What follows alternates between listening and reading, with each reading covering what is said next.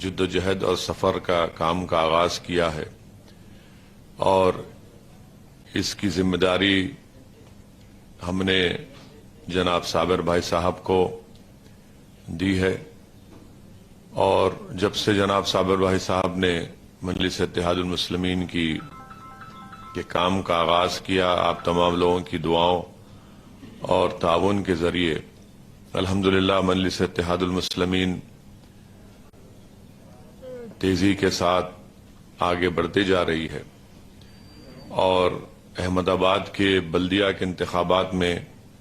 بھروچ، موڈاسا اور گودرا میں مجلس اتحاد المسلمین کے امیدواروں کو اللہ نے اپنے فضل و کرم سے وہاں پر ان کو رکن بلدیہ منتخب کیا ہے، اور ہماری یہ کوشش ہے کہ آنے والے ودھان سبھا کے اسمبلی کے انتخابات میں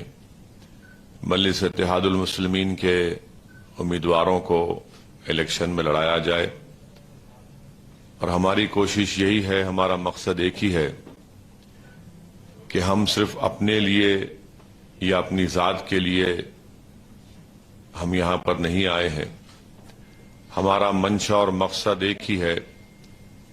کہ مظلوموں کی ایک آواز ہو، آپ کی ایک سیاسی آواز ہو، اور میرا ذاتی طور پر ماننا یہ ہے کہ جب تک ہم لوگ اپنے مرکز سیاسی کو مضبوط نہیں کریں گے، ہم اپنے مسائل کو حل نہیں کروا سکتے ہیں۔ اکثر یہ بولا جاتا ہے اور یہ تنقید بھی کی جاتی ہے مجلس کے اوپر کہ آپ کے لڑنے سے فرقہ پرست طاقتوں کو فائدہ ہو جاتا ہے، تو میں آپ کو یہ بتانا ضروری سمجھتا ہوں کہ مجلس کے لڑنے سے فرقہ پرست طاقتوں کو فائدہ نہیں ہوتا ہے، اور اس الزام کا جواب تو آپ مجھ سے بہتر جانتے ہیں کہ گجرات میں پچھلے کتنے 26-27 سال سے بھاجپا کامیاب ہو رہی ہے اور بغیر مجلس کے لڑے۔ آپ اس بات سے بھی بخوبی واقف ہیں کہ آخری مسلم ایم پی جو گجرات لوک سبھا میں منتخب ہوا تھا وہ 1984 میں،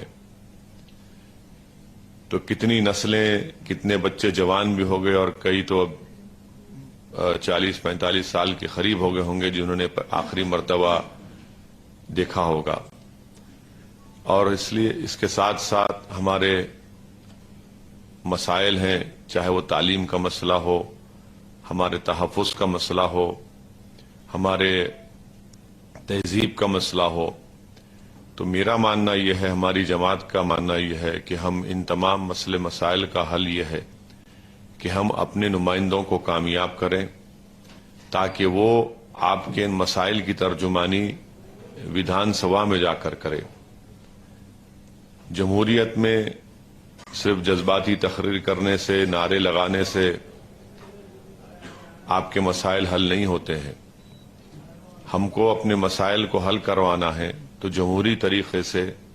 اور جو جمہوریت نے ہم کو موقع دیا ہے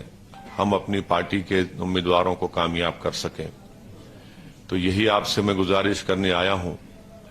اور میں یہ چاہتا ہوں کہ زیادہ لمبی بات نہ کروں، کیونکہ میرے لیے یہ ایک بڑی ہی باعث برکت میرے لیے بات ہے کہ آپ لوگ یہاں پر تشریف لائے، اس لیے آپ کی موجودگی کا میں فائدہ اٹھانا چاہ رہا ہوں، اور اگر آپ کے ذہن میں کوئی تجاویز ہیں، کوئی سوال ہیں، تو آپ اس کو ضرور آپ پوچھ سکتے ہیں، اور بلا تکلف، اور آپ ان سوال کو کریے یا تجاویز کو دیجیے، کیونکہ ہم یہ چاہتے ہیں کہ بھوج میں اگر آپ کا ساتھ ملے گا، آپ کی سرپرستی حاصل ہوگی، آپ کی رہبری حاصل ہوگی، تو یقیناً